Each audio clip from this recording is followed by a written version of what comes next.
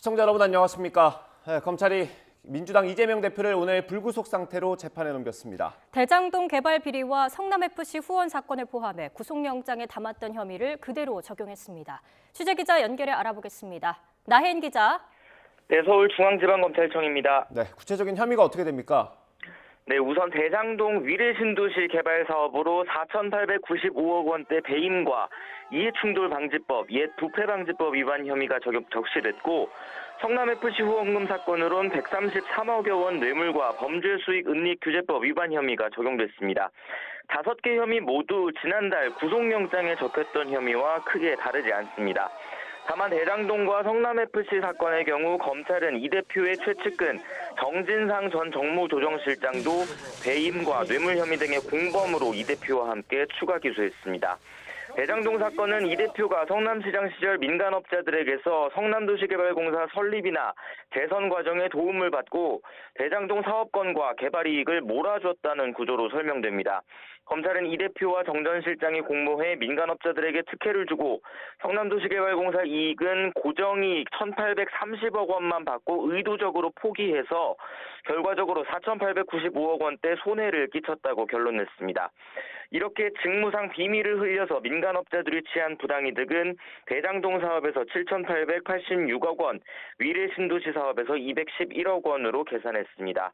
성남FC 사건은 이 대표가 성남시장에 재선된 2014년부터 네이버와 두산건설, 차병원을 비롯한 관내 4개 기업에서 부정한 인허가 청탁을 받고 모두 합쳐 133억 5천만 원을 후원금 명목으로 뜯어냈다는 혐의가 핵심입니다. 네이버가 후원한 40억 원의 경우 비영리 단체를 중간에 끼워 넣어서 기부금인 것처럼 가장한 혐의도 적용됐습니다. 네, 이 대표 체포 동의안이 국회에서 부결된 지 3주가 지났는데 추가 혐의는 결국 공소장에 적지 못했군요. 네, 화천대유 대주주 김만배 씨가 천화동인 지분 428억 원을 이 대표에게 직접 약속했다는 혐의가 대표적입니다. 검찰은 그동안 김 씨와 다른 대장동 일당, 정진상 전 실장 등을 상대로 보강 수사를 이어왔지만 이 대표와 뚜렷한 연관성은 아직 밝혀내지 못한 것으로 보입니다. 이미 구속 기소된 김용 전 민주연구원 부원장이 대장동 일당에게서 지난 대선 경선 자금 8억여 원을 받았다는 혐의도 이번 이 대표 공소 사실에선 빠졌습니다. 검찰은 해당 혐의에 대해서는 계속 보강 수사를 이어간다는 방침입니다. 어쨌든 검찰은 재작년 9월부터 1년 반 동안 대장동 개발 비리 사건을 수사한 결과 비리의 정점에 이 대표가 있다고 결론 냈습니다. 검찰은 지금까지 확보한 증거만으로도 충분히 유죄 입증이 가능하다는 입장이지만 이 대표가 직접 뒷돈을 약속받았다는 혐의는 빠지면서 앞으로 치열한 법정 공방이 예상됩니다. 지금까지 서울중앙지검에서 전해드렸습니다. 네, 오늘 기소가 유력한 상황이었고 이재명 대표는 오늘 최고위에서 따로 시간을 내 입장을 밝혔습니다. 이 대표는 법정에서 진실을 밝히겠다고 말했습니다. 국민의힘은 혐의가 입증됐다면 당연히 기소돼야 한다면서 앞서 체포 동의안이 부결된 건 유감이라는 뜻을 밝혔습니다. 국회 연결합니다. 손혜정 기자. 네, 국회입니다. 네, 이재명 대표 입장 어떻습니까?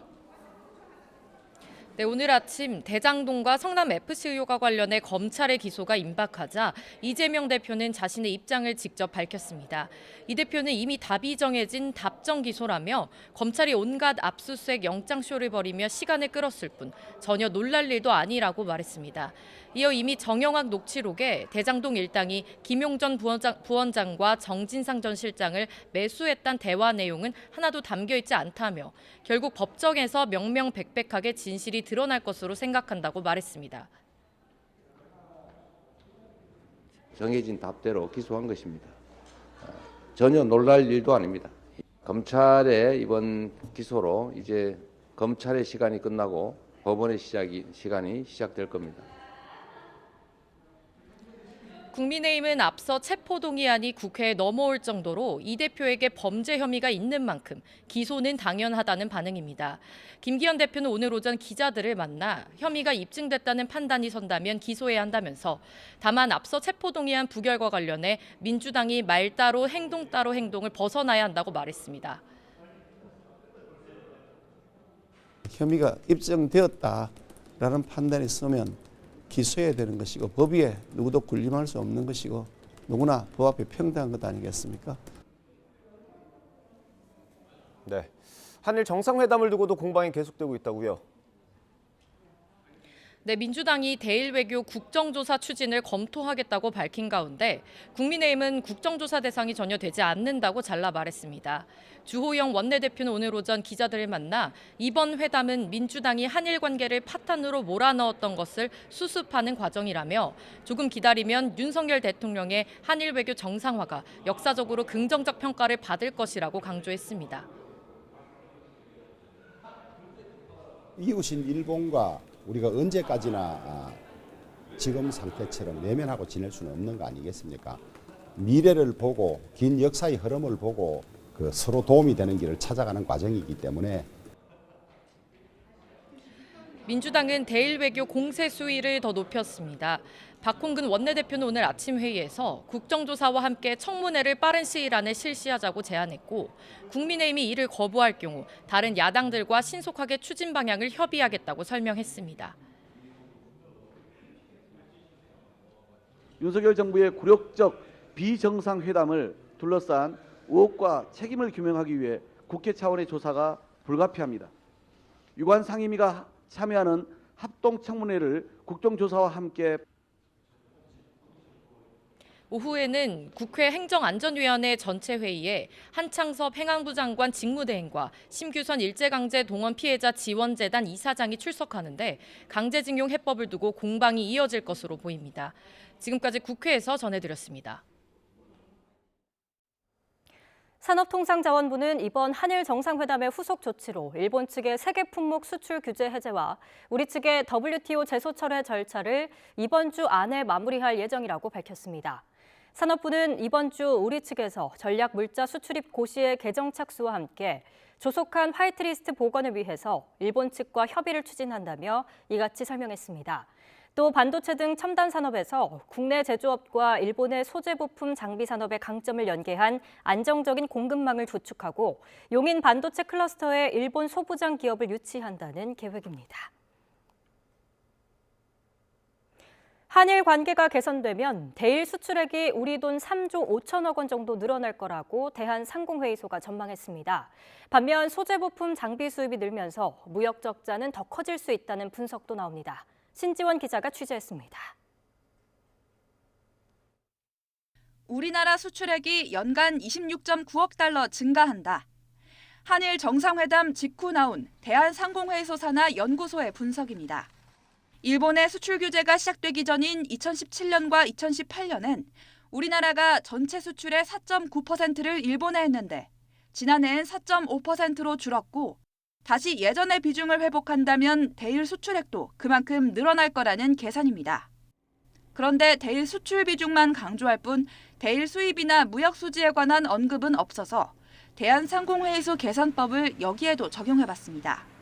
대일 수출 비중이 0.4%포인트 감소한 기간, 일본에서의 수입 비중은 3.4%포인트로 훨씬 많이 줄었습니다. 2017년과 2018년 전체 수입 중 일본의 비중은 10.8%에 이릅니다. 지난해에는 7.4%에 그쳤습니다. 지난해 대일 수입액 비중에 2017년과 2018년 수준인 10.8%를 대입하면 일본에서의 수입액은 약 272억 달러 증가합니다. 대일 무역 수지는 어떻게 될까? 지난해 241억 달러 적자였는데 단순하게 같은 계산법을 적용했더니 대일 무역 적자가 약 245억 달러나 늘어난다는 계산이 나옵니다. 수출액 증가분보다 수입액 증가분이 훨씬 크기 때문인데 현실화하기는 어려운 수준입니다. 한일 관계 개선으로 우리나라의 대일 수출액이 약 27억 달러 늘어날 거라는 대한상공회의소의 전망은 수출 증가라는 긍정적인 측면을 강조하고 있습니다. 하지만 대일 수입과 무역 적자가 늘어나는 측면은 보지 못하게 하는 착시 효과를 불러올 수 있습니다. 중요한 어떤 정책의 효과를 볼 때는 무역 수지 적자까지 보는 게 맞죠. 맞지만은 한일 간에는 특수한 어떤 그런 무역 구조가 고착돼 있어서 이런 부분을 고려한 연구 결과다라는 생각입니다. 대일 수입 품목에 중간재가 많다는 점을 고려하더라도 무역 수지 적자 기조가 13개월째 이어지는 상황에서 복합적인 지표를 고려해야 할 것으로 보입니다. YTN 신지원입니다. 네, 방금 들어온 소식입니다. 조금 전 이재명 당대표에 대한 검찰 부당에 무도한 기소가 있었다는 보도가 있었고 또 관련해서 최고위가 열렸는데요. 최고위에서 이재명 당대표에 대한 기소가 또 진행이 됐고 기존에 기소됐던 일부 의원에 관련해서는 당헌 80조에 대한 유권 해석에 대해서 당무위 부의 안건에 대한 의결이 있었다는 속보입니다. 네, 결정은 오후 늦게 결정된다는 소식이 있고요. 이어지는 뉴스 다음 뉴스에서 전해드리겠습니다. 다음 뉴스입니다. 이른바 TV조선 재승인 고의 감점 의혹과 관련해서 한상혁 방송통신위원장이 검찰 조사를 받고 있습니다. 점수 조작 과정에 한 위원장의 관여가 있었는지가 관건인데 검찰에 출석하면서 한 위원장은 관련 혐의를 부인했습니다. 현장 취재기자 연결해서 알아봅니다. 박정현 기자. 네, 서울 북부지방검찰청입니다. 네, 한 위원장 지금 조사를 받고 있죠. 네, 한상혁 위원장은 2시간 전인 오전 9시 50분쯤 피해자 조사를 받기 위해 이곳 서울 북부지방검찰청에 출석했습니다. 조사에 들어가기 전 취재진 앞에선 한 위원장은 재승인 과정에서 어떠한 위법이나 부당한 지시도 없었다고 강조하며 혐의를 도저히 인정할 수 없다고 밝혔습니다. 그러면서 오해는 벗어질 거라고 생각한다며 위원장 임기를 끝까지 지키겠다고 밝혔습니다. 직접 들어보겠습니다. 임기 지키겠다고 말씀하셨는데 그 입장에는 변함? 예, 변함이 없습니다. 예. 지금 저의 결백이 아니고 방송통신위원회가 업무를 치우침이 없이 투명하게 성실히 수행해 왔다는 것을 입증을 해야 되는 상황이라고 저는 생각을 합니다. 한 위원장은 앞서도 검찰 수사가 중도 사태를 압박하기 위한 것이라며 반발해 왔습니다. 그러나 검찰은 한 위원장이 지난 2020년 TV조선 재승인 심사 때 최종 평가 점수를 고의로 깎도록 지시했다고 보고 있습니다. 당시 TV조선은 총점은 재승인 기준을 넘겼지만 공적 책임과 공정성 영역에서 만점의 절반에 미치지 못해 과락을 받으며 조건부 재승인을 받았습니다. 검찰은 이 과정에서 일부 심사위원들이 고의로 점수를 낮춘 정황을 확인하고 여기에 방통위 간부들이 관여했다고 의심하고 있습니다. 특히 한 위원장은 특정 인물을 재승인 심사위원회에 이촉하도록 개입하고 점수 조작 사실을 알면서도 방통위 상임위원들에게 숨겨 TV조선의 조건부 재승인을 의결하게 한 혐의를 받고 있습니다. 네, 그렇다면 앞으로 검찰 수사 전망해 주시죠. 네, 검찰은 오늘 조사를 마친 뒤 곧바로 한 위원장의 신병 처리 방안을 결정할 계획입니다. 해당 의혹으로 방통위 방송정책부서 간부 2명과 당시 심사위원장이었던 윤모 교수가 구속 상태로 이미 재판에 넘겨졌습니다. 이들의 재판은 다음 달 4일 열릴 예정인데요. 이처럼 관련자들이 모두 구속 기소된 데다 검찰이 지난달 16일 한 위원장의 사무실과 자택을 압수수색하는 등 사실상 한 위원장을 의혹의 정점으로 지목하고 있는 만큼 구속영장 청구는 예정된 수순일 거라는 전망도 나옵니다.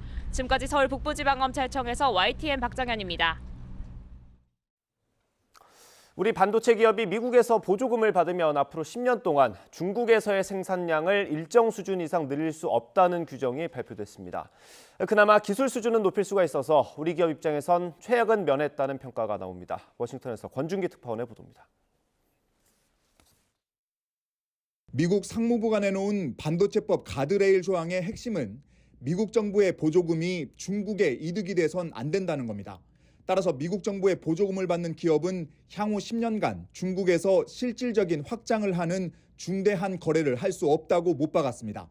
이 중대한 거래는 10만 달러, 우리 돈 1억 3천만 원 이상으로 정의하고 이 금액을 넘어서면 첨단 반도체 생산 능력을 5% 이상 확장하지 못하게 됩니다. 중국에 공장이 있는 삼성과 SK하이닉스는 10만 달러 이상 거래 기업이고 첨단 반도체를 생산하고 있어 5% 이상 증산 금지 대상에 해당합니다. If CHIPS Incentive Program funding recipient engages in transactions violating these restrictions, the department can call back the entire funding award. 다만 중국 공장의 기술 수준을 업그레이드하는 건 가능해 그나마 우리 기업들이 한숨 돌릴 수 있게 됐습니다. 실질적인 확장은 생산 시설 확대를 말하는 것이어서 기술 수준은 발전시켜도 무방하기 때문입니다. 결국 기술이 발달하면 한 웨이퍼당 생산할 수 있는 반도체 수도 늘어나 사실상의 증산도 가능할 것으로 우리 업체는 분석하고 있습니다. 중국 공장의 기술 수준 업그레이드는 앞서 지난해 10월 미국의 수출 통제로 막혔지만 우리 기업은 1년 유예를 적용받아 올해 10월까지 가능합니다. 따라서 우리 업체들이 중국에서 기술 경쟁력을 유지할 수 있는 길은 계속 열려 있어 최악의 차이나 리스크는 피할 수 있게 됐습니다. 이와 함께 미 상무부는 중국에서의 생산 확대 제한과 함께 화웨이 등 중국 업체와의 반도체 공동 연구 개발을 금지하는 원칙도 재확인했습니다. 워싱턴에서 YTN 권준기입니다. 정부는 미국 반도체 지원법과 관련해 발표된 세부 규정을 검토한 결과 우리 기업의 중국 내 생산 설비 유지와 부분 확장, 기술 업그레이드가 가능할 걸로 판단했습니다. 산업통상자원부는 우리 기업의 중국 내 생산 설비에서 기술 업그레이드 때 집적도 증가를 통해 웨이퍼당 칩을 증가시킬 수 있어서 기업 전략에 따라선 추가적 생산 확대도 가능할 것으로 예상된다며 이같이 설명했습니다. 이어 내일 방한하는 미국 반도체 지원법 담당 주요 실무진과 우리 기업이 대미 투자를 원활하게 진행하고 미국 반도체 지원법상 지원을 받도록 협의하기로 했습니다.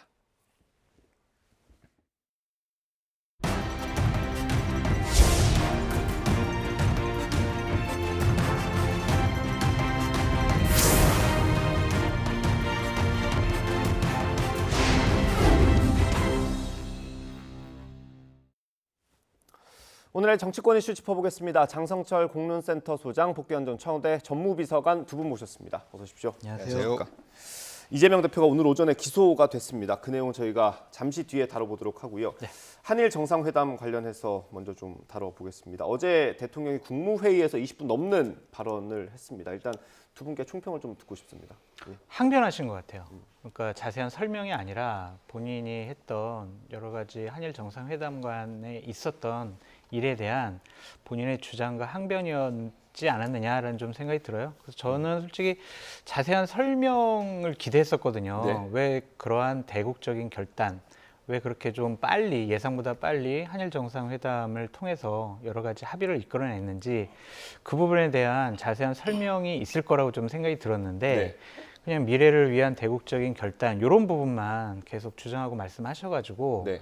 지지층들에게는 그래 저런 선택 잘했구나라고 뭐 인식을 줄 수 있겠지만 그 외에 약간은 좀 반감을 갖고 있고 반대 의견을 가진 분들을 설득하기에는 좀 부족한 그러한 말씀이었다라고 보여집니다. 비서관님.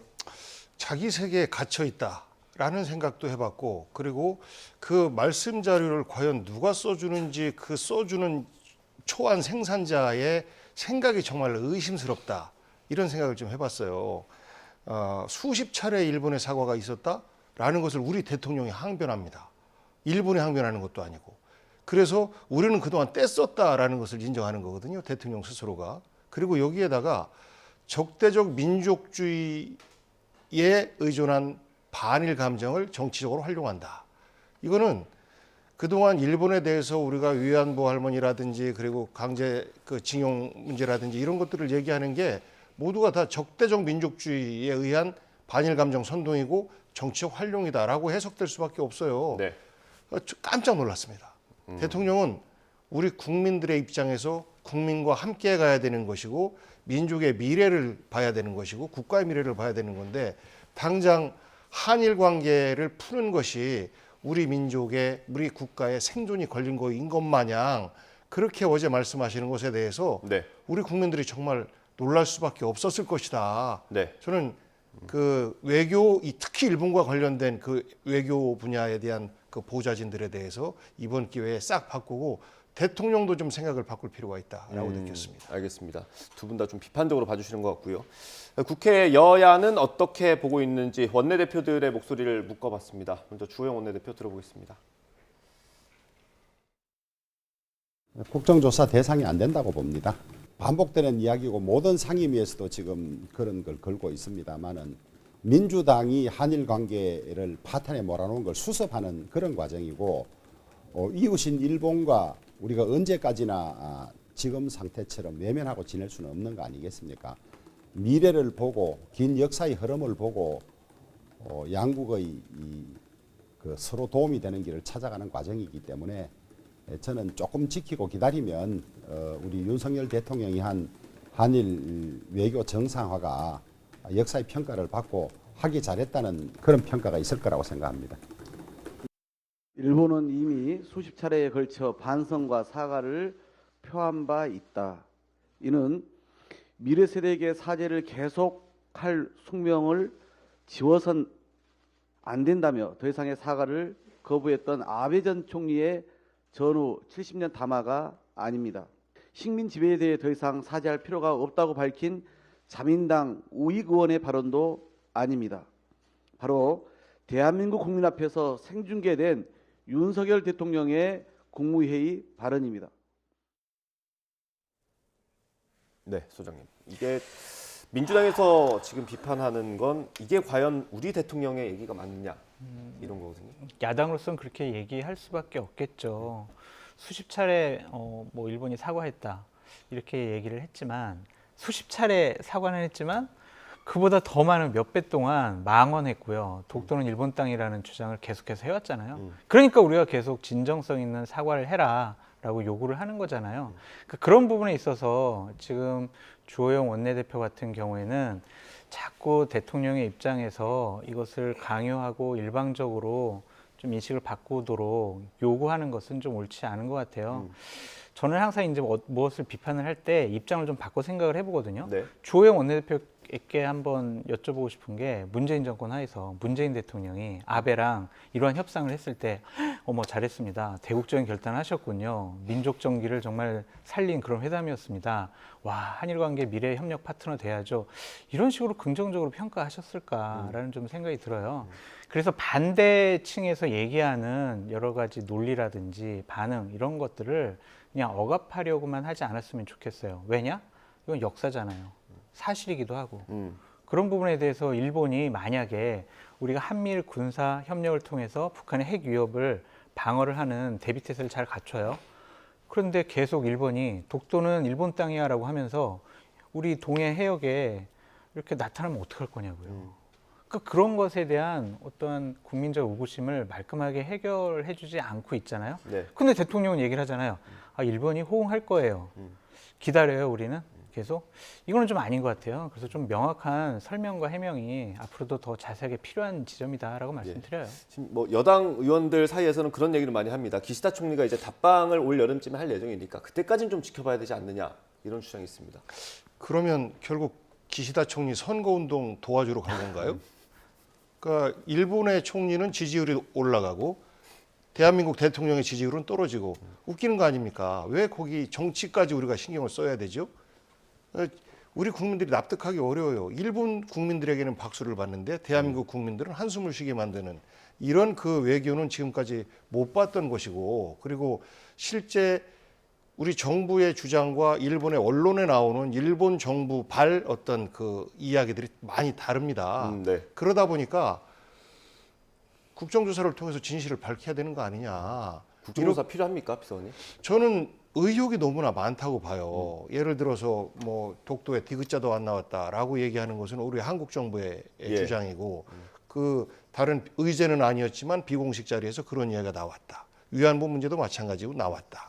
뭐 그 원전 그 폐수 문제도 또 나왔다. 뭐 이러는 거 아니겠습니까? 그러니까 이야기가 너무 다르니 실제 이것을 국정조사를 통해서 당시에 배석했던 어떤 그 통역이라든지 그리고 관련된 종사자들에 대한 구체적인 조사를 하면 어느 정도 공식 비공식 의제와 환담이 오갔는지에 대해서 확인이 될 겁니다. 네. 그러면 이것이 그냥 야당의 정치적 공격에 불과했던 것인지 실제 그런 말이 흘러가는 말이었지만, 예를 들어서 아베가 그 독도와 관련해서 이런 문제는 자꾸 양국 문제가 불편하지 않게 독도 문제 독 때문에 않게 해줬으면 좋겠다. 대한민국 대통령께서 이런 말을 했을 수 있죠. 네. 그런데 대통령이 대답 안 하고 그냥 패스했을 수도 있어요. 그러니까 이런 부분들에 대한 궁금증이 우리 국민들에게는 있어요. 저 대화가 사실 보완이 아니지 않습니까? 예. 결국 다 드러나 있는. 그래서 일본과의 대화 협력 화해의 물꼬를 어떻게 틀 것인지에 대해서 그 숙제를 푸는 과정이기 때문에 숨길 이유가 별로 없습니다. 예. 그런데 이야기가 자꾸 다르니까 국민들에게 사실 확인을 해주자라는 차원에서 국정조사를 하는 건데요. 저는 일본의 언론이 일방적으로 대한민국 불리하게 조작을 하고 있다라고 우리 국민들이 생각할까요? 저는 아니라고 봐요. 그래서 사실을 좀 밝혀보자라는 차원의 접근으로는 좀 타당할 수 있다라고. 그런 주장이 나올 때 정부에서는 이렇게 반박을 합니다. 어떻게 우리 정부 말은 못 믿고 일본 언론을 믿느냐. 이거에 대해서 어떻게 답하시겠어요? 정말 답답해요. 일본 안 믿죠. 믿어서도 안 되죠. 그런데 우리 정부의 말을 믿기가 어려워요. 그렇기 때문에 우리 정부 말을 100% 믿고 싶지만 그동안 믿지 못하게 한 원인이 우리 정부에 있다. 네. 우리 국민들이 그만큼 윤석열 정부에 대한 어떤 불신을 가지고 있다라고 보시면 될 것 같아요. 예. 고 노무현 대통령 때 남북 정상회담 했었잖아요. 네. 그때 국민의힘 계열의 보수 정당에서는요, 의혹이 여러 가지가 많다, 포주기 외교한 거 아니냐, 국정조사하자 막 이런 식의 얘기했거든요. 예. 그때 민주당 계열의 정당에서는 무슨 남북 정상회담을 국정조사를 하냐 막 뭐라고 했잖아요. 그러니까 이게 외교와 그 어떠한 다른 나라와의 정상회담을 국정조사하는 것은 좀 무리가 있어 보이고요. 저는 좀 상임위 차원에서의 어떤 청문회는 필요하지 않을까라는 청문회까지는. 생각이 들어요. 네, 왜냐면은요, 이게 역사 문제고 외교 문제고 국익 문제고 안보 문제예요. 예. 그래서 대통령이나 정권 차원에서 일방적으로 몰고 가는 것은 위험해 보여요. 그러니까 중국을 배제하고 있잖아요, 지금. 예. 다원화된 지금 외교 상황에서 예. 중국을 빼놓은 상황에서 한미일 삼각 동맹만 갖고 북한의 핵 위협을 막을 수 있느냐, 우리나라 경제를 회복시킬 수 있느냐, 이 부분은 좀 의원들과 정부의 장관들이 모여서 함께 논의하는 그런 청문회의 자리는 좀 필요하지 않을까라는 좀 생각이 드는데, 네. 아니 도대체 기시다랑 도대체 무슨 말을 했어? 어? 이렇게 하면서 국정조사 한다는 것은 정치적인 공세로 좀 보입니다. 그러니까 큰 틀의 어떤 외교 노선 이런 것들에 대해서 좀 다뤄보자는 말씀이신가요? 그럼요, 맞습니다. 이번 한일 정상회담에서 어떤 얘기가 안 나왔고 뭐 나왔고 이거를 다툴 일은 아니라고 보시는 거죠? 그거는 아마 뭐 훗날에 나올 문제인데 지금 정부에서는 일관된 입장 보이고 있잖아요. 위안부 문제 그리고 뭐 독도 문제 우리 언급 안 했어, 공식 의제 안 했어 이렇게 얘기를 하는데 뭐 국정조사를 한다고 해서 뭐 나오겠냐고요. 그러니까 이거보다는 보다 더 큰 차원에서의 외교 문제를 한번 여야 가릴 거 없이 다 한번 논의해보는 자리가 필요하다라고 말씀드립니다. 그 부분에 대해서 저도 동의합니다만 이미 윤석열 정부의 외교 노선은 정해졌어요. 국민적인 반발이 있어도 나는 마이웨이다. 현재 그렇게 선언하고 있는 거 아니겠습니까? 네. 그래서 장 수장님의 접근이 매우 합리적이고 그렇게 가야 되는 것인데 안 하고 있는 겁니다. 나의 길만 고집하고 있고 그 대통령이 결정한 그 길에 대해서 우리 국민들은 아닌데 왜 그렇게 해야 되지? 우리가 피해자인데 왜 우리가 가해자의 마음을 열기 위해서 노력해야 되지? 우리가 왜 피해자인데 피해자에게 보상을 해줘야 되지? 이런 거죠. 그래서 윤석열 대통령은 이미 길을 정해서 방법이 별로 없어 보여요. 그래서 지금 그 일본과의 정상회담 과정 속에서 무엇을 또 얼마나 건네줬는지 굉장히 궁금한 노릇입니다. 그러니까 이명박 대통령이 독도 문제 나오니까 지금은 때가 아니다라는 말씀으로 중단시켰다라고 해요. 그러면 시간이 지나면 가능하다라는 말로 들리는 거잖아요. 지금 윤석열 대통령이 만약에 그와 비슷한 말씀을 하셨다라고 하면 이건 정말 큰일 날 일입니다.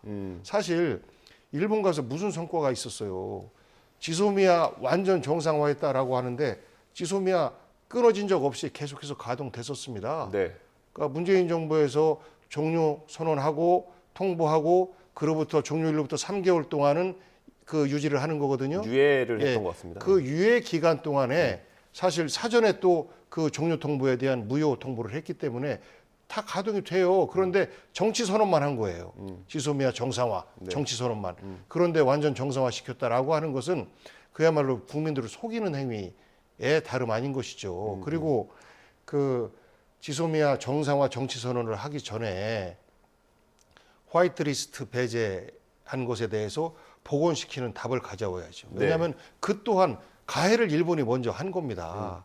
그리고 반도체 세계 소재에 대해서 이거를 개별 허가 품목에서 포괄로 넘기겠다라고 했는데 이 또한 전혀 효과가 없는 거예요. 이미 문재인 정부 때 이 소부장 공격에 대해서 우리가 대응을 준비를 했고 그 수입선 다변화를 통해서 그리고 국내 생산 확대를 통해서 이미 다 해결했어요. 일본은 이를 통해서 얻은 것이 아무것도 없습니다.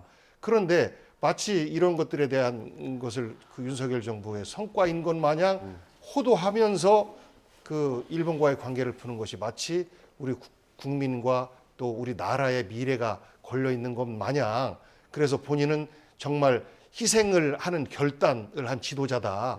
이렇게 말씀하시는 것에 대해서 국민 동의가 저는 있을까요? 그리고 지금 국민의힘 의원들이 현재는 항변을 하고 있지만 내년 총선 때 이 얘기 나오면 대통령 비판할 겁니다. 그리고 다음 국민의힘 대통령 후보들이 윤석열 정부의 이 외교 노선에 대해서 동의할까요?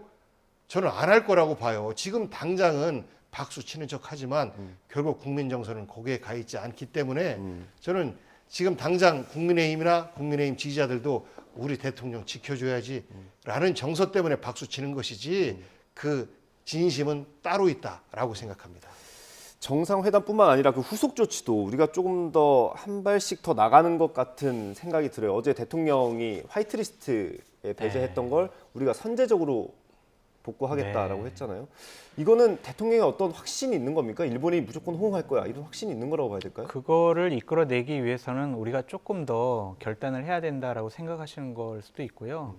또한 대통령의 스타일도 있는 것 같아요. 그러니까 한 언론 보도에서 잠깐 나온 적이 있는데 이번 한일 정상회담과 관련해서 외교부에서 조금 스텝 조정이 필요하다라는 얘기를 하니까 아니 뭐 그 구질구질하게 우리가 뭐 그렇게 조건 걸고 그렇게 하느냐.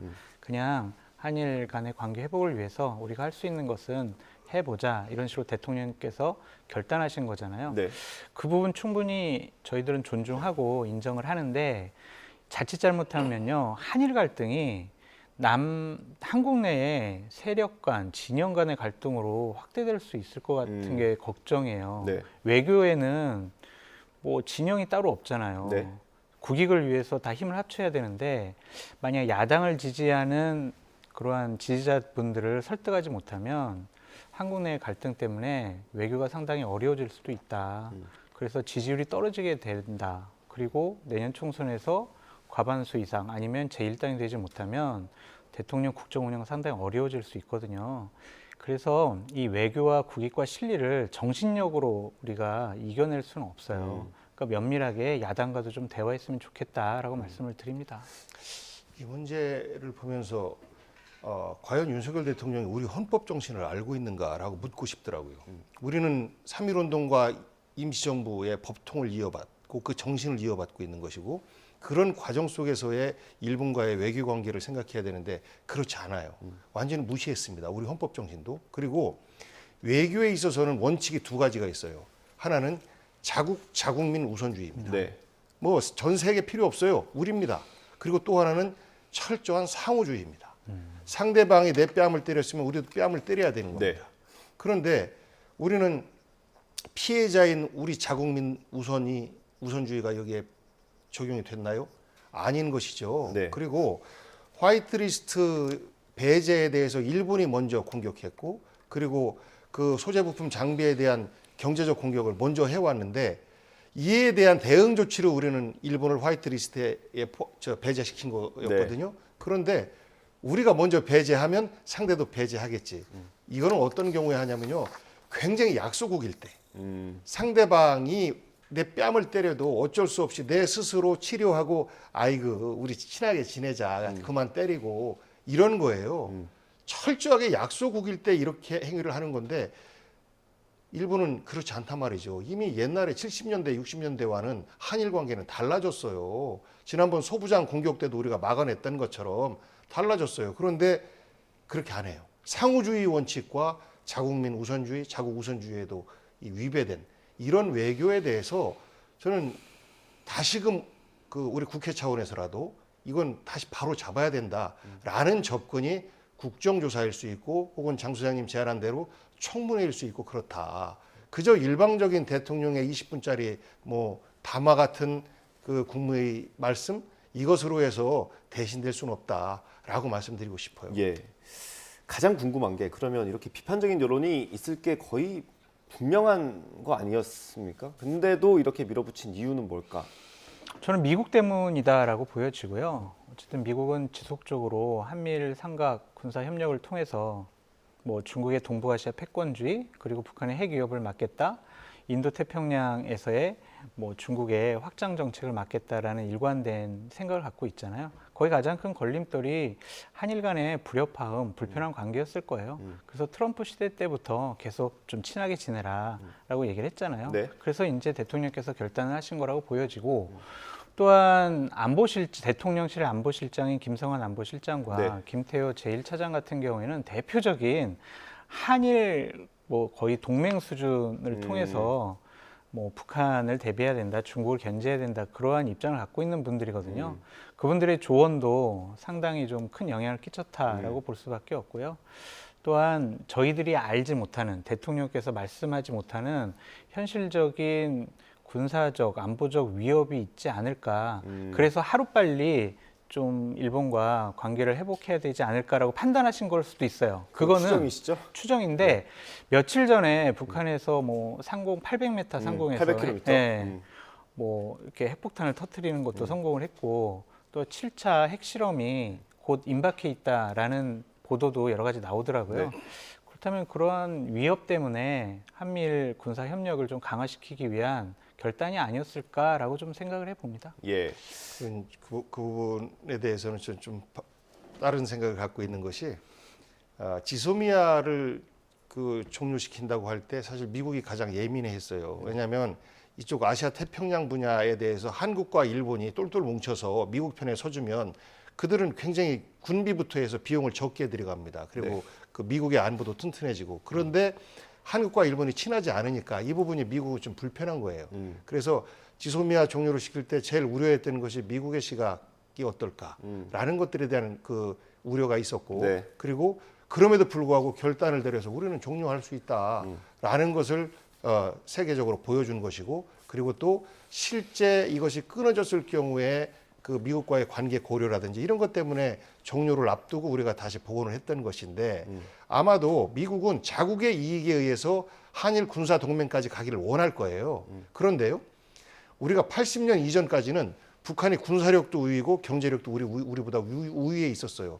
그럴 때는 왜 우리가 한일 군사 동맹 안 했을까요? 왜 안 했을까요? 바로 일본과 한국의 뿌리 깊은 그런 그 감정 때문에 그렇습니다. 그런데 지금은 그것이 다 치유됐나요? 시간 흐른 것 이외에는?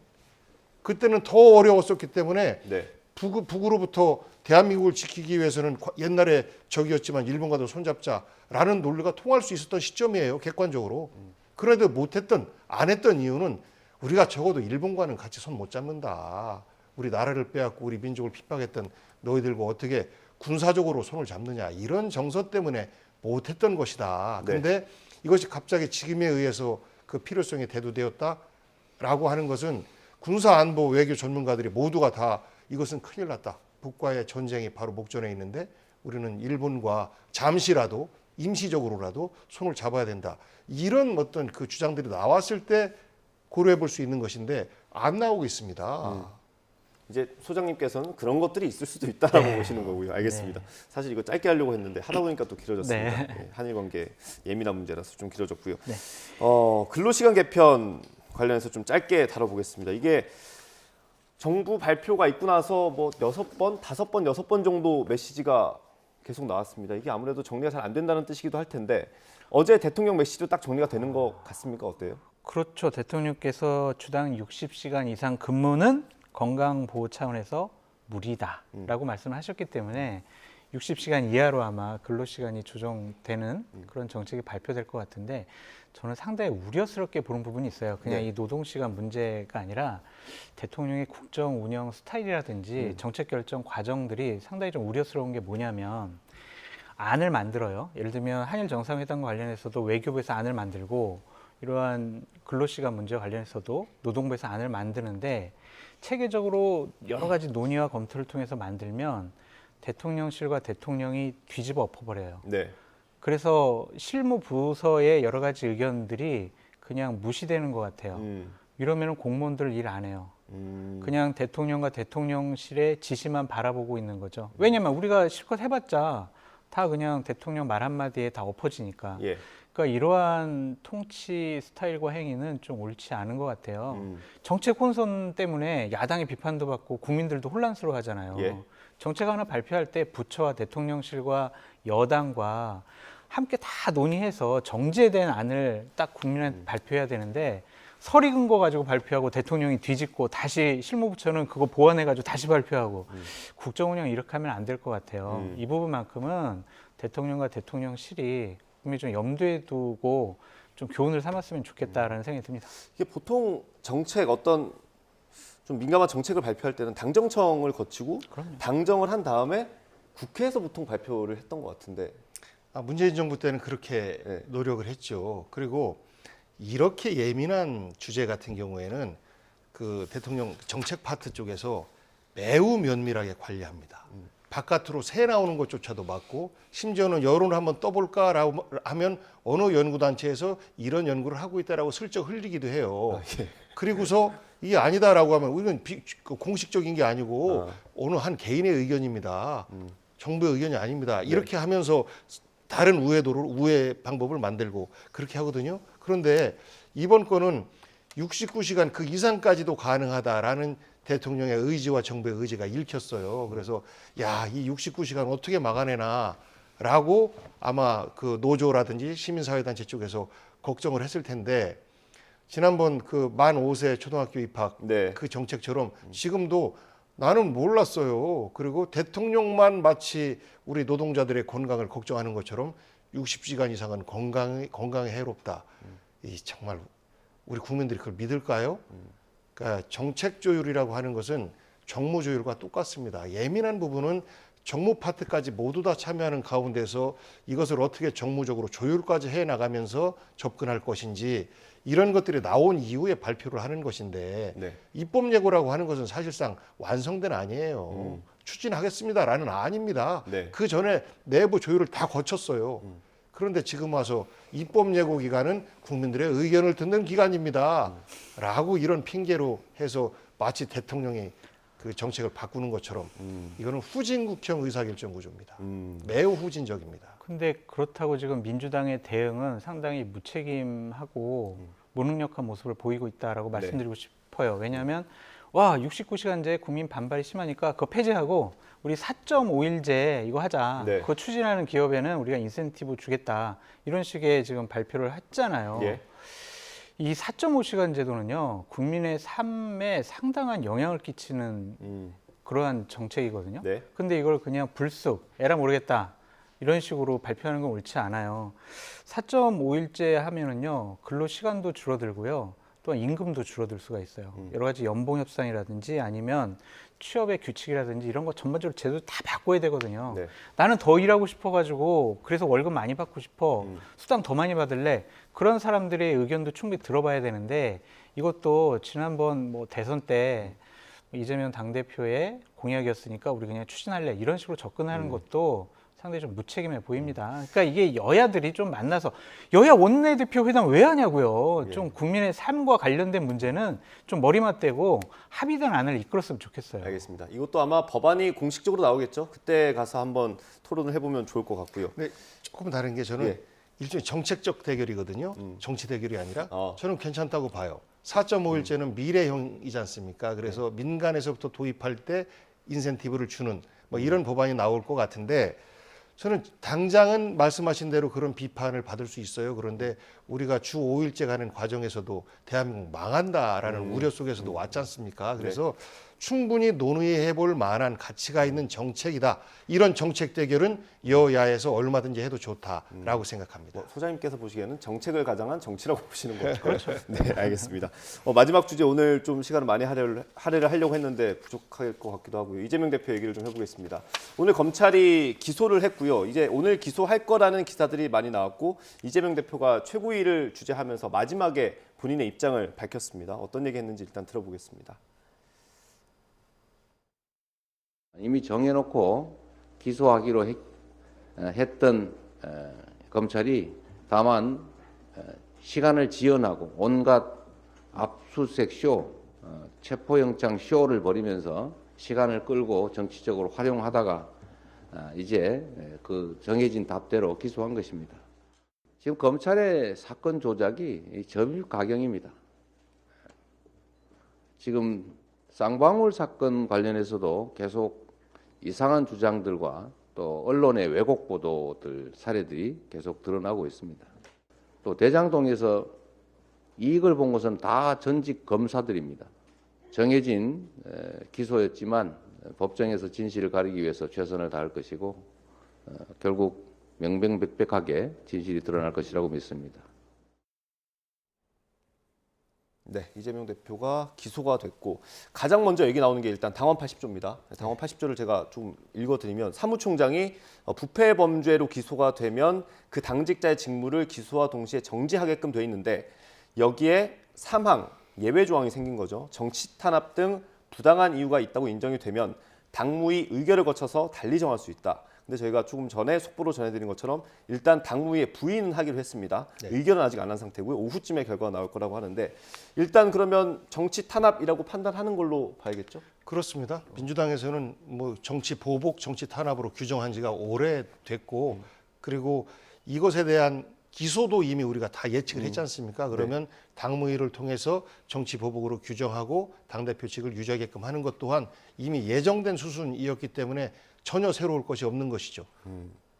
다만 이 시점에서 이런 기소를 하는 것, 결국은 시점으로 봤을 때는 검찰의 정치적 고려가 또한 돼 있는 것 아닌가. 그것도 한일 정상회담 그렇습니다.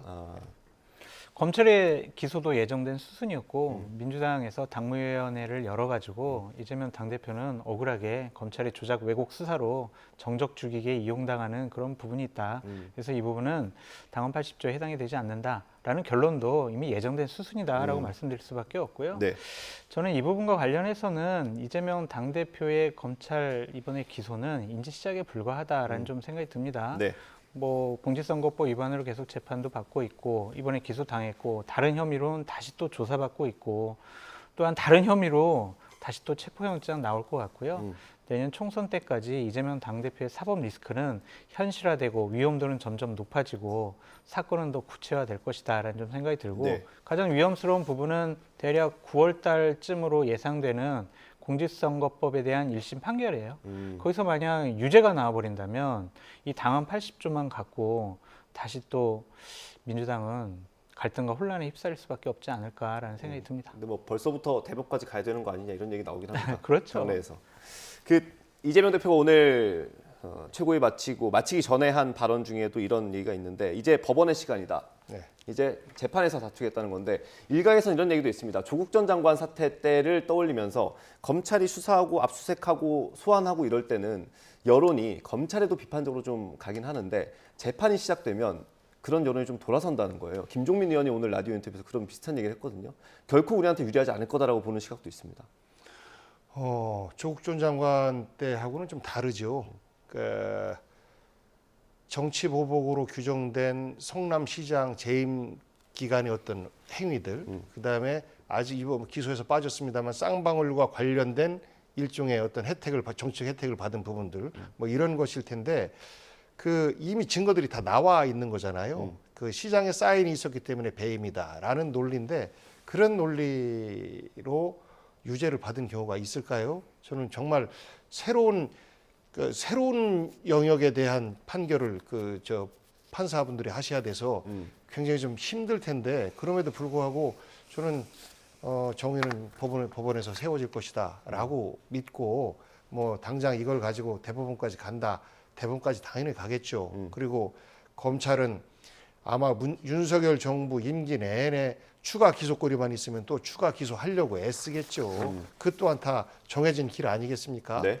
그래서 당장 그 법원의 판단을 잘 받기 위한 어떤 방어 이것에 이재명 대표가 집중을 하고 또 당 차원에서도 협조할 부분이 있으면 최대한 협조를 해 나가는 게 맞지.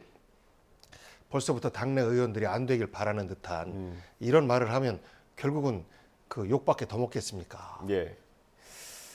그러니까 오늘 검찰의 기소는 상당히 검찰도 곤혹스러워하고 어려워했던 부분이 있는 것 같아요. 그러니까 뭐냐면 이 대표가 대장동 일당들에게 받기로 약속했다? 그런 438억과 관련해서는 428억과 관련해서는 이제 이거는 공소에서 제외를 했고 또한 김용 부원장이 대장동 일당들에게 선거자금으로 한 8억 받기로 했다. 뭐 이것도 공소에서 제외가 됐어요. 네. 이 혐의가 되게 중요해 보이는데 이것은 결국에는 조사를 통해서 입증하기 어려웠다라고 본 것 같습니다. 향후 뭐 수사를 통해서 조사를 통해서 여러 가지 이 사안과 관련해서는 다시 한번 계속 수사를 하겠다고 하는데 다른 뭐 배임이라든지 뇌물이라든지 뭐 부패방지법 위반만 갖고 이재명 당대표를 올가매기는 좀 쉬워 보이지도 않는다라는 좀 생각도 드네요. 아까 네. 박진 장관이 정책을 가지고 국정조사하는 경우는 없었다라고 항변을 했지 않습니까? 탄핵한 적 없었다라고 했던 걸로 기억합니다. 국정조사도 마찬가지고 그렇습니까? 탄핵도 마찬가지고 이제 그런데 사실상 428억이라든지 이런 돈 부분이 빠지면요. 나머지는 다 정책이에요. 정책. 이 정책에 대해서 현재 기소를 한 것이고 이런 정책에 대해서 기소한 것이 유죄로 나오는 것이 없습니다. 네. 현재까지. 그래서 그런 말씀 드리고 428억 저는 이재명을 도둑으로 규정짓는 데 있어서는 어느 정도 성공한 것 같아요. 뭐 지역에서 어른들이 이재명이는 돈을 저수지에다 숨겨놓고 있다면서 그러니까 뭐가 뭔지 모르고 네. 그냥 그 저수지에다 돈을 숨겨놓은 것으로 어르신들은 알고 있는 거예요. 예. 그래서 이재명을 악마하는 과정이 어느 정도 성공하고 있다. 그런데 저는 윤석열 대통령께 충고드리고 싶은 것이 그러니까 일본보다 북한이 더 밉고 북한보다 민주당이 더 밉고 민주당보다 이재명이 더 밉고 이렇게 보여요. 일본에 대해서는 화해와 포용 다 하는데 왜 우리 국민들과 우리 정치인들에 대해서는 그게 안 되는지 정말 답답합니다. 아니 그건 이재명 당대표도 너무한 부분이 있죠. 왜냐하면 한일 정상회담 하기 전부터 이완용과 같은 얘기를 하고 있다라든지 삼전도의 굴욕이라든지 굴종, 굴욕 외교라든지 이런 온갖 험담을 다 했잖아요. 집권해본 야당이라면은 우리가 한일 정상회담 예전에 한번 해보고 한일 관계 복원을 위해서 이렇게 노력을 해봤는데 이러이러한 부분들이 어려우니까 이런 것들 유의해가지고 이런 성과 좀 가져오세요. 우리가 일단은 정상회담은 한번 기대해 보겠습니다. 이래야 되는데 3.1절 기념사부터 그냥 계속 그냥 너무 많은 감정적인 자극적인 언어를 동원해서 공격을 하니 윤석열 대통령도 이거는 좀 받아들이기 어렵지 않았을까라는 생각도 듭니다. 오늘 이재명 대표 기소 전에 그 대북 송금 의혹 사건을 수사하는 또 다른 수사팀이죠. 수원지검이 이화영 전 부지사를 기소하지 않았습니까? 그러면 이재명 대표에 대한 소환이 또 한 번 있을 것 같은데 그러면 그거에 대한 뭐 체포영장, 구속영장이 또 올 수도 있는 거 아닙니까? 소환이 이화영 부지사가 어떻게 말하느냐에 따라서 할지 안 할지 그러는 거죠. 네. 그래서 뭐 미리 가정을 좀 안 했으면 좋겠어요. 검찰은 끊임없이 노력할 것이나 실제 소환을 할 수 있는 어떤 명분거리가 있을까? 저는 대북 사업과 관련돼서는 별로 안 보입니다. 사실상. 왜냐하면 그 과정에서 쌍방울이 얻은 경제적 이익이 분명하기 때문에 네. 그리고 그 MOU가 과거에 정주영 회장이 그 금강산 개발과 관련된 이런 것처럼 굉장히 힘들고 모험이지만 선제적으로 어떤 투자를 하고 했던 것과 거의 유사하거든요. 그래서 또 그뿐만 아니라 주가를 통한 어떤 쌍방울의 그 경제적 이익 이런 것들이 네. 되어서 이게 상식 있는 사람이 이 사건을 보면 여기는 기업이 한 것이고 이 기업이 정치인들을 활용한 것이고 그 활용된 정치인이 이화영 부지사다라고 하면 그 내에서 있는 거예요. 그래서 이화영 부지사가 만약에 이재명 지사의 지시에 의해서 나는 그렇게 했습니다라고 진술을 하면 이제 조사할 수 있는 근거는 만들어질 수 있겠습니다만 저는 이화영 지사가 현재 본인에 대한 혐의조차도 부인을 하고 있는 거 아니겠습니까? 네. 법인 카드에 대해서도 이화영 지사의 측근이 본인이 받아서 본인이 썼다. 이렇게 주장을 하고 있는 거 아니겠습니까? 그래서 현재는 사실이 굉장히 좀 혼재돼 있고 우리 제3자 입장에서 볼 때는 혼동스러워요. 네. 그래서 봐야 될 것 같습니다. 이게 여쭤본 이유는 뭐냐면 이재명 대표가 오늘이 끝이 아니라 앞으로 또 어떤 그 검찰의 소환이나 기소나 이런 것들이 있을지 모르기 때문에 여쭤본 건데 인적 쇄신은 필요합니까? 어떻습니까? 뭐 사무총장까지 포함해서 해라라고 주장하는 것은 그럼 당대표 그만둬라라는 말의 다른 표현이에요. 그 정도입니까? 그럼요. 왜냐하면 사무총장은 당대표의 의중대로 당을 운영하는 살림살이를 하는 사람인데 살림살이 내가 할게, 당신 반대하는 내가 할게 라는 주장과 똑같은 것이라 그런 정도 요구는 과한 것이고 일정 정도 화합 차원에서의 당직의 어떤 개편 부분은 좀 필요할 수 있다. 하지만 꼭 필요한 건 아니다. 당직 개편하더라도 또 그에 따라서 이거는 마음에 안 들고 이거 원래 이 사람은 뭐 친명에 가까웠던 사람이고 또 이런 비판 또 하거든요. 말만 무성해질 수 있을 가능성이 높은데 그럼에도 불구하고 지금 뭐 폭넓게 대화하고 있지 않습니까? 네. 그런 일환으로 일부 당직의 개편과 보완 이런 것들은 뭐 해도 된다, 할 수도 있다라고 생각해요. 그렇지만 그 정도 자리를 내놓지 않으면 효과가 있을까요? 그렇다고 해서 조정식 의원 말고 다른 그 이재명 지사가 좀 믿는 정성호 의원 갖다 놓으면 더 난리 나지 않겠습니까? 그렇잖아요.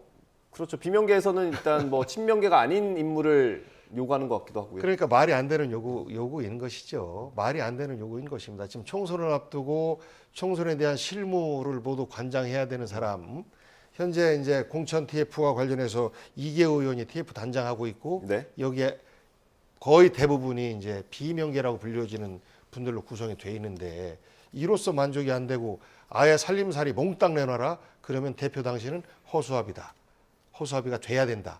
라는 말이잖아요. 대피 물러가라라는 것에 다른 표현에 불과하다. 그만 좀 했으면 좋겠다라는 당원들의 목소리가 매우 높습니다. 이재명 대표가 인적 개편을 할 가능성은 얼마나 보십니까? 사무총장을 내놓을 가능성? 안 할 것 같아요. 그러니까 비명계에서는 사무총장 그리고 사무부총장, 민주연구원장을 비명계로 좀 바꿔서 공천에 대한 좀 중립적이고 탕평 인사를 좀 해라라고 요구하는데 내놓고 싶지 않을 거예요. 그리고 복귀한 비서관님도 현재 사무총장과 좀 친하신가 봐요. 바뀌는 거를 별로 안 좋아하시는 것 같아요.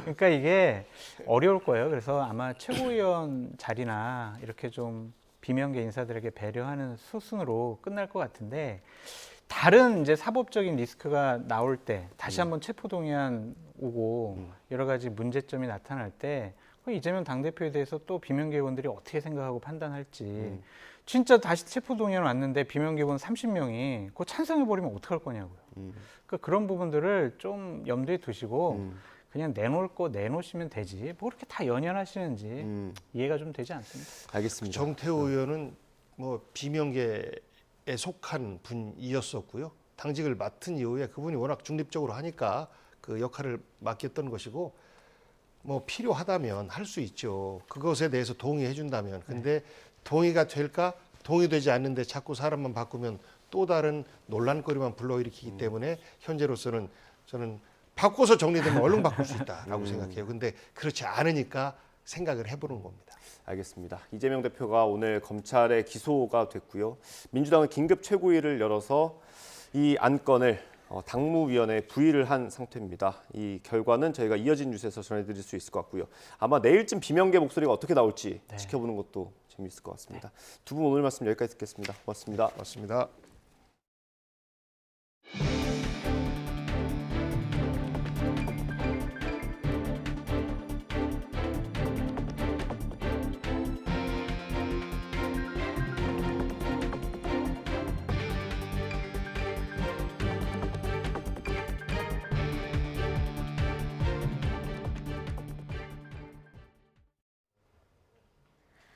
오늘은 중부지방을 중심으로 올봄 최고 기온을 기록하는 곳이 많겠습니다.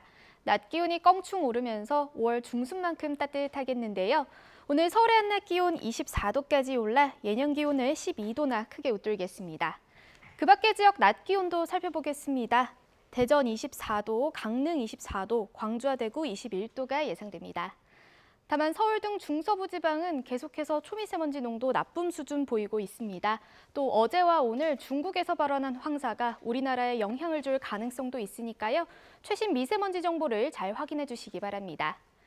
오늘은 하늘빛이 점차 흐려지겠고요. 건조함을 달래줄 단비가 내리겠습니다. 제주도는 이미 비가 시작됐고요. 늦은 오후에는 남부지방에, 밤사이에는 중부지방에도 비가 내리겠습니다. 제주도에 10에서 50mm, 충청 이남에 최고 30mm, 수도권과 강원 중북부에 5mm 안팎이 예상됩니다. 비는 내일 낮에 대부분 그치겠고요. 비가 그친 뒤에는 고온 현상도 누그러질 전망입니다. 날씨였습니다. 네, 뉴스앤이슈 2부가 이어집니다. 저희는 잠시 뒤에 돌아오겠습니다.